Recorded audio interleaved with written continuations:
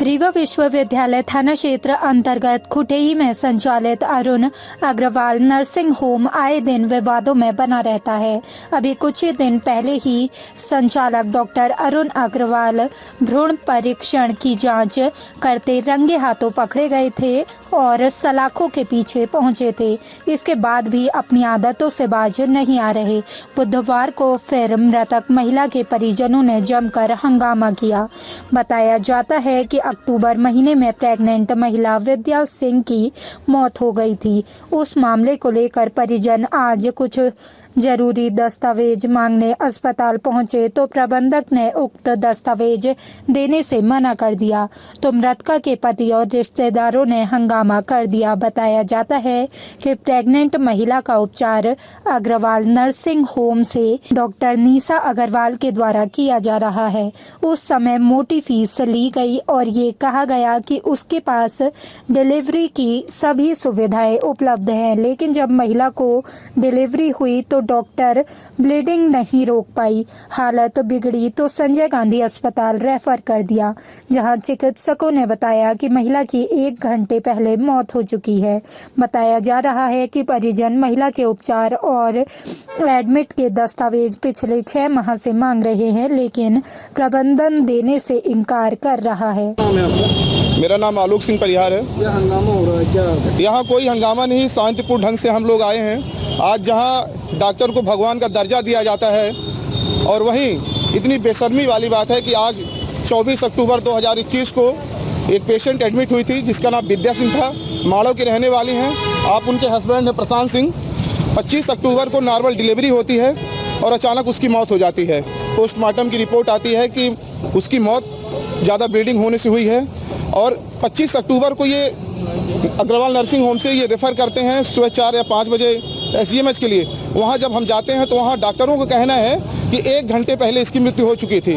तब से ना तो ये डिस्चार्ज पेपर दे रहे हैं और ना कोई कागज़ दे रहे हैं और ऐसे ही बार बार बुलाते हैं और भगा देते हैं। डॉक्टरों का क्या कहना है? डॉक्टरों का कुछ भी कहना नहीं है। डॉक्टर आते हैं, अपना मुंह छिपा के बैठे रहते हैं, कोई जवाब नहीं देते जिससे हम कष्ट हों। अभी तक वो सामने नहीं आते हैं डॉक्टर।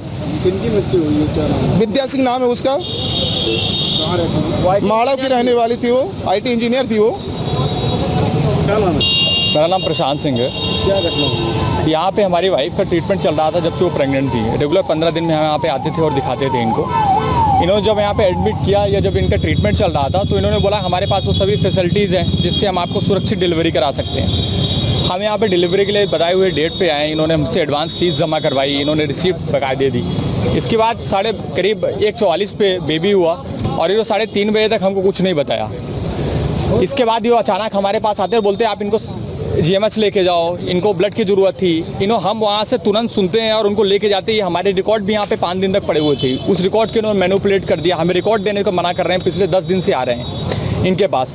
इन्होंने जब हम यहाँ पे ले जाना उसको एडमिट कराने के लिए यहाँ से जब लेके हम गए तो उनके पास एम्बुलेंस की सुविधा नहीं। एक यहाँ पे एम्बुलेंस खड़ी हुई थी, ख़राब एम्बुलेंस थी, उसमें लादे 15 मिनट हमारा टाइम वहाँ पे लॉस हुआ।